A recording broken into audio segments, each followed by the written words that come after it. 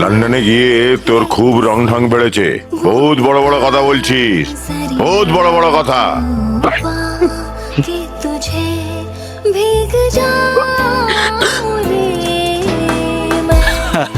কি জামাই বাবু, সবুল কেমন লাগলো?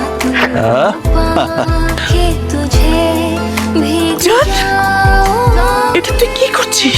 কেন করছিস? তুমি কোনো চিন্তা করো না দিদি, যেটা হবার ছিল সেটাই হচ্ছে। একটা ভোঁতা পাথরকেও রোজ রোজ ঘষলে সেটা একদিন ধারালো ফলা হয়ে ওঠে। এতদিন মার খেয়েছি, এবার মার দেব। না ভাই, আমার যা হবার তা হয়ে গেছে। তুই আর কিছু করিস না, কিচ্ছু করিস না। পূজা